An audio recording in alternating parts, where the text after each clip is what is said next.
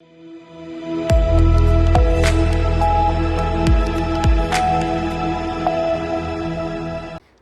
मैं हूं रत्ना और आप देख रहे हैं सी न्यूज़ भारत। वक्त हो चुका है उत्तर प्रदेश बुलेटिन का। बात करेंगे एटा की, जहां बंदरों से निजात दिलाने के लिए किसान नेता शिव प्रताप सिंह ने डीएम को ज्ञापन सौंपा।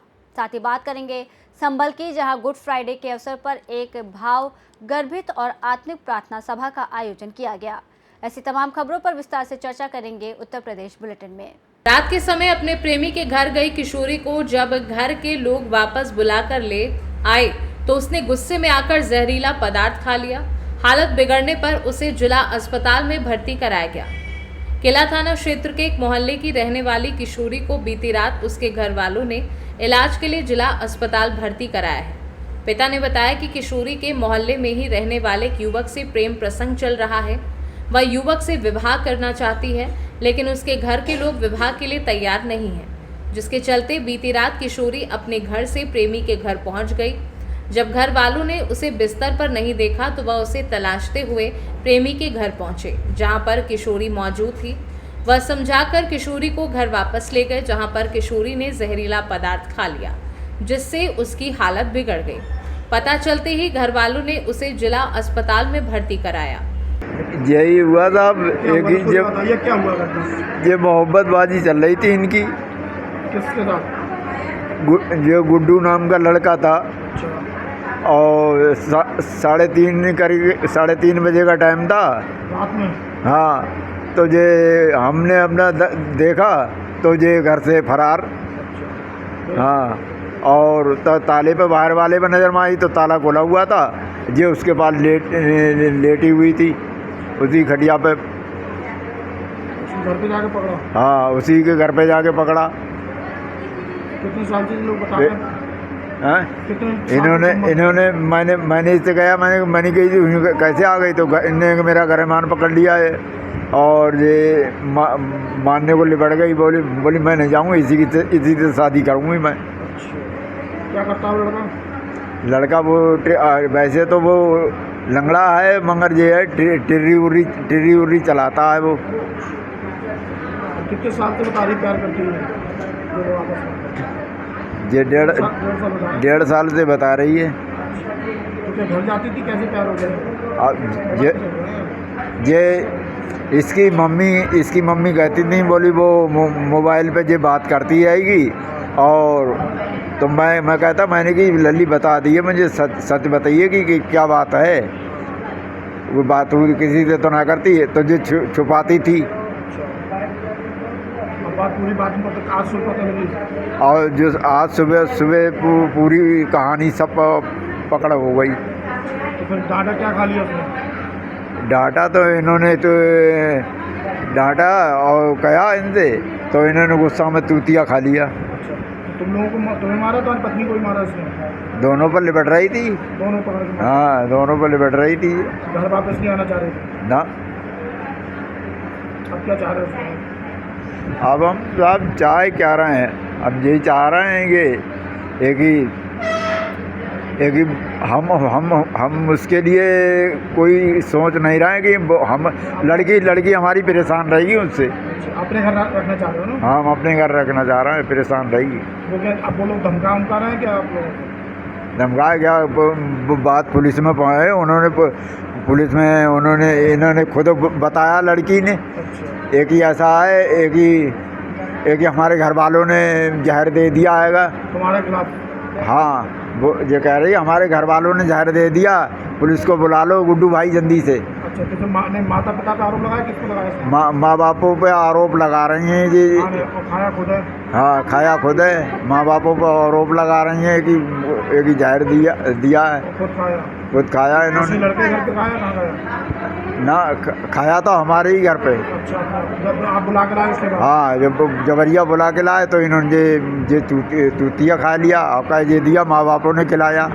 बरेली से सी न्यूज़ संवाददाता मुकेश सिंह की रिपोर्ट। इज्जतनगर थाना क्षेत्र के गांव रहपुरा चौधरी निवासी 60 वर्षीय मोहम्मद रजा की नवाबगंज थाना क्षेत्र के गांव टांडा सादात के पास हुई सड़क दुर्घटना में मौत हो गई। मृतक के घर वालों ने बताया कि मोहम्मद रजा कल शाम को अपनी बेटी के घर नवाबगंज के लाईखेड़ा निवासी शमा बी के घर जाने को अपने घर से निकले। रास्ते में ही टांडा सादात गांव के पास पीछे से आए किसी वाहन ने उनकी रिक्शा को टक्कर मार दी, जिससे वह गंभीर रूप से घायल हो गए। रिक्शा चालक व एक सवारी को भी घायल होना पड़ा। दुर्घटना के बाद मौके पर पहुंची पुलिस ने घायलों को एक अस्पताल भेजा, लेकिन मोहम्मद रजा को डॉक्टरों ने अस्पताल में भर्ती करने से पहले ही मृत घोषित कर दिया। घटना की सूचना उनके घर वालों को दी गई, जो अस्पताल पहुंचे, जहां से पुलिस ने शव को पोस्टमार्टम के लिए भेज दिया। उनकी पत्नी का नाम नसीम बानो है, वह 8 बच्चों के पिता थे। छोड़ दो। क्या नाम भैया आपका? मेरा नाम डम्पी है। आपके कौन थे ये? मेरे मामा थे ये। कैसे खत्म हुआ? कहाँ जा रहे थे? ये अपनी बेटी घर जा रहे थे, सम्मा भी की लाईखेड़ा सादा टांडाट के पास जो है ना, सेतल से आगे टुक टुक पर बैठ के जा रहे थे। वहाँ रास्ते में एक्सीडेंट हो गया, किसी अज्ञात वाहन ने टक्कर मार दी। ये रिक्शा पलट गया था? ये रिक्शा पलट गया। इनके चोटें आई, हॉस्पिटल लेके गए, वहाँ डॉक्टर ने मृत्यु घोषित कर दिया है। क्या करते थे भैया? करते कुछ नहीं थे, रिटायरमेंट थे ऐसे? माचिस फैक्ट्री से। कहाँ के रहने वाले थे? रायपुरा चौधरी के, थाना? इज्जत नगर, बरेली। और भी कोई घायल हुआ इसमें अकेले में? हल्की फुल्की और लोगों की चोटें आई थी, बाकी सब लोग ठीक है, लेकिन इनके ज़्यादा गंभीर चोटें आई। बरेली से सीनू संवाददाता मुकेश सिंह की रिपोर्ट।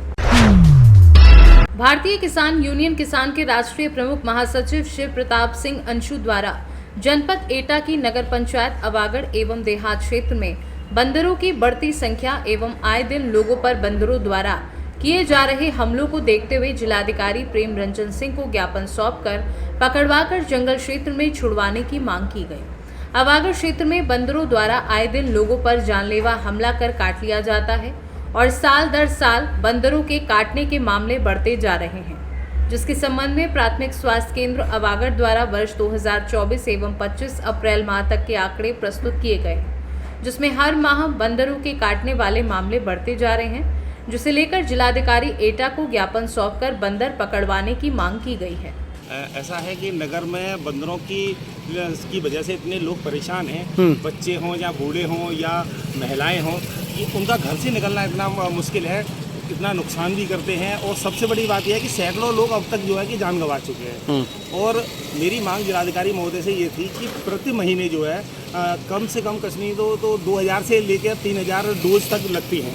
तो एक डोज की कीमत 450 रुपये है, तो करीब 8-9 लाख रुपए अगर गवर्नमेंट जो है अननेसेसरी पैसा खर्च कर रही है, सरकारी धन का एक तरह अपव्यय हो रहा है। तो मेरा कहना ये है कि बंदरों को यहाँ से पकड़वाया जाए और एक समुचित स्थान पर उनको छोड़ने की व्यवस्था की जाए। इसके लिए मैंने पूर्व में भी नगर पंचायत के लिए भी लिखा था, लेकिन उन्होंने असमर्थता जता दी कि हमारे पास उनके लिए पर्याप्त साधन नहीं है। तो मैंने डीएम साहब से बोला है इसी बात के लेकर कि वन विभाग की एक टीम गठित करके उनसे इस काम को कराया जाए, क्योंकि बंदरों का पकड़ना इसलिए आवश्यक है कि लोगों की जान तक जा रही है।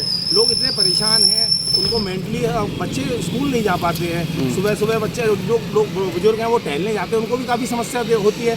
तो इन सारी चीज़ों को लेकर आज मैंने जिलाधिकारी महोदय को एक ज्ञापन दिया है कि इसका निस्तारण शीघ्र करा जाए। एटा से सीनू संवाददाता अजय अगरिया की रिपोर्ट।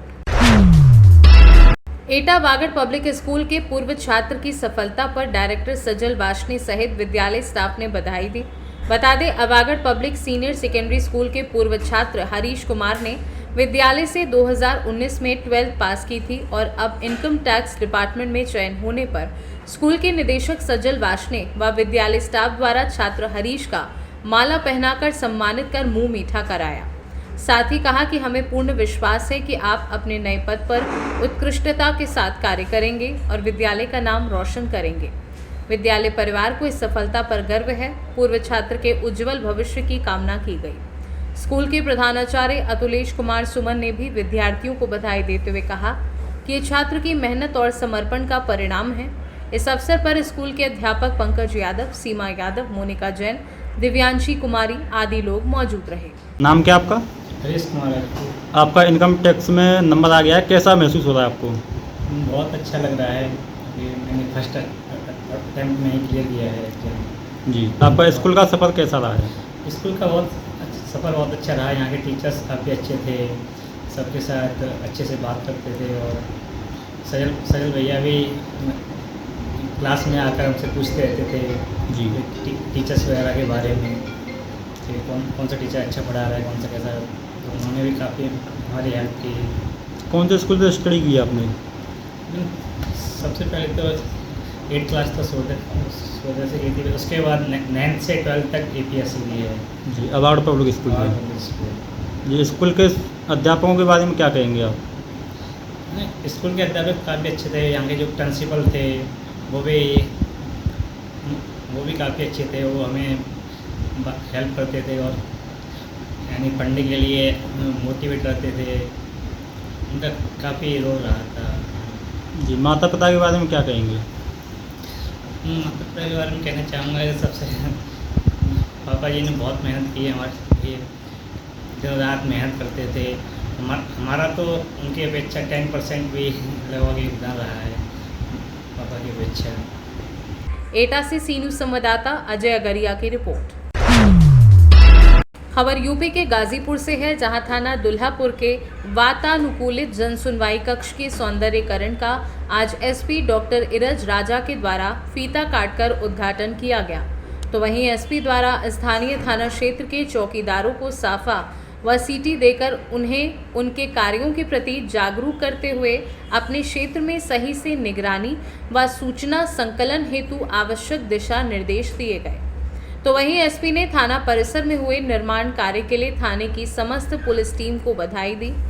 इस अवसर पर अपर पुलिस अधीक्षक नगर ज्ञानेंद्र नाथ, क्षेत्राधिकारी भुड़कुड़ा सुधाकर पांडे सहित थाना अध्यक्ष व पुलिस बल उपस्थित रहे। विभिन्न थानों को जो प्रदेश सरकार की तरफ से बजट अलॉट हुआ था, उसी क्रम में विभिन्न थानों को बजट दिया गया था और उनसे अपेक्षा की गई थी कुछ अच्छे निर्माण उनके द्वारा किए जाएं, जीर्णोद्धार उनके द्वारा करवाए जाएं।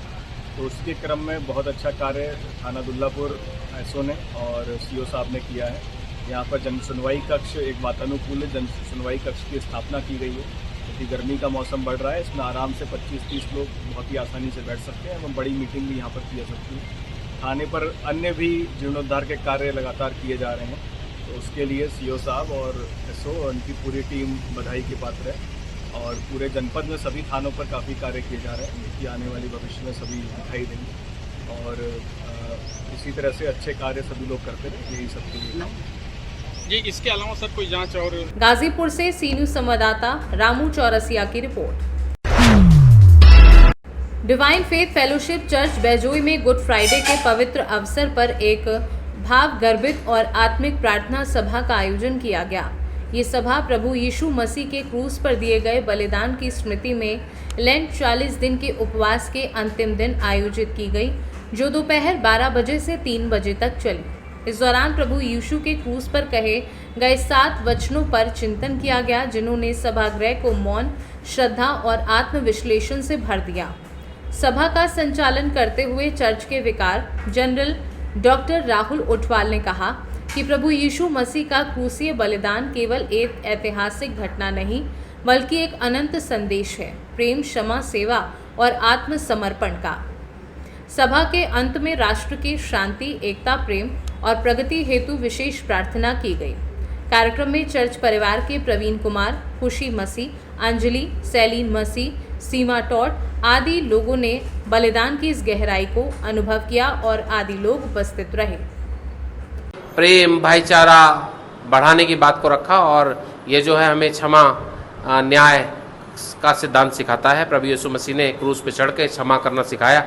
तो ये संदेश था कि प्रभु हर एक व्यक्ति को क्षमा करता है, तो हमें भी उनसे क्षमा सीखनी चाहिए कि कैसे एक दूसरे को क्षमा करेंगे। अगर हम एक दूसरे को क्षमा करते हैं तो सचमुच में हम में भाईचारा बना रहेगा। क्या गुड फ्राइडे केवल मसीह समुदाय के लिए ही महत्वपूर्ण है? ऐसा नहीं है। मसीह समुदाय संपूर्ण, ये जो गुड फ्राइडे है संपूर्ण मानव जाति के लिए है और इसमें ये संदेश है कि न्याय का संदेश है, क्षमा का संदेश है, जिम्मेदारी है जो प्रभु यीशु मसीह ने क्रूस पे चढ़ने के बाद भी दिखाई, जो अपने प्रियों के प्रति, अपनी माँ के प्रति है। इसी के साथ उसने कैसे बताया कि हम एक साथ चल सकते हैं, एक साथ प्रेम में रह सकते हैं, उसने ये भी बताया।